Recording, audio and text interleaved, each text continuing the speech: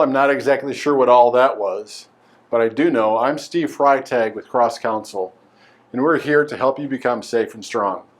But first, let's make sure we don't go up in flames. Staying safe is a message that we're hearing now more than ever. And I'm all for staying safe.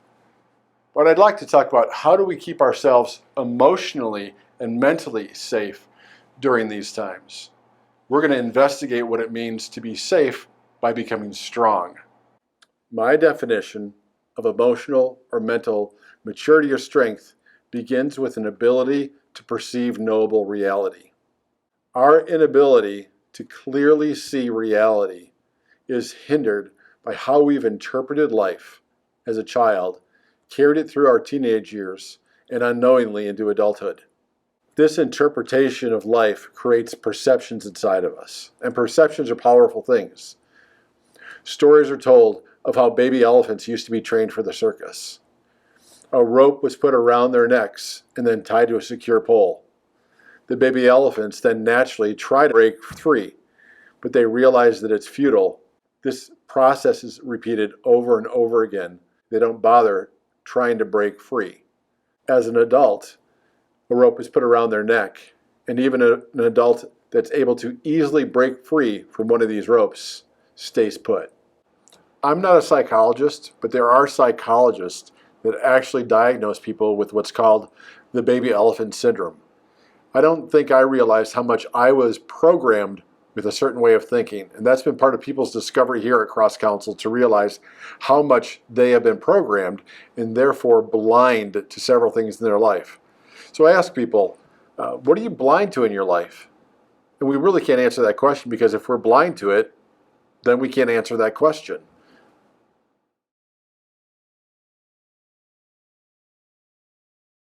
If you're introspective at all, there are times where you ask yourself, why do I react the way that I do to things that aren't that significant? What causes me to respond in inappropriate ways? It has to do with those weaknesses in our operating system. It has to do with how we've perceived life. Let's go back to that highly produced clip that you saw at the beginning of this video. When the rag was near the grill and it was just a little bit damp with water, not a problem when I had a match. But because you saw that it was soaked in gasoline, it created a problem. So if we look at the towel as our hearts and minds, and we look at the match as life and all the circumstances that it brings, when the towel is soaked in water, it's not a problem. What becomes a problem is when our minds are soaked with lie-based thinking or false perceptions. When life's difficulties hit that gasoline, or the twisted, distorted views of ourselves, it becomes a problem. Let's go to the board to talk more about this. Nice toss. You're looking a little sloppy, Poppy. Anyway, all right. Truly coming to a place where we start to examine our lives and come out of areas of blindedness, that can be brutal. But I just want to encourage you, it is worth it to take a look and see what is going on inside of me that maybe I wasn't aware of. And as we are on this journey, I also want to make clear that I believe as human beings, we're greater than the complex sum of our parts. We're just not a bunch of molecules bouncing around, neurons in our head. We're much more than that. There's so much more mystery to us. We're spiritual beings. There's a transcendence that we've been given as we've been created, each of us uniquely. And one of the special ways that we've been designed is our minds have been designed to produce emotion that matches our deepest beliefs. It really is a beautiful thing when it works correctly. The problem with things going up in flames is quite often when we misinterpret things. We make mountains out of molehills, as the saying goes. Another way to put this is we feel what we believe. No one can make you feel something. There's some exceptions. If I were to sit on a little kid and he was trapped, he would feel trapped because he is trapped.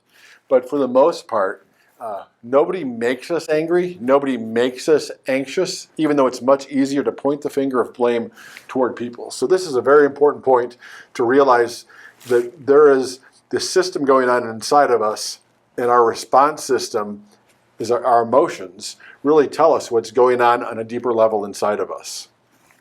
I found this saying from Carl Rogers to be absolutely true, that what is most personal is most universal. I can't tell you how many times I've been in a session with somebody and they start to share something and I say, then you tend to feel this way, this way, and this way. And they look at me like I'm a mind reader.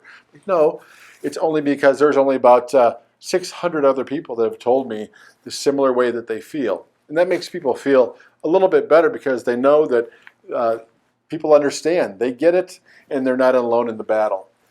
This can be true as well. Along with this is we strongly value each person's free will and uniqueness so much is universal about how we respond to things.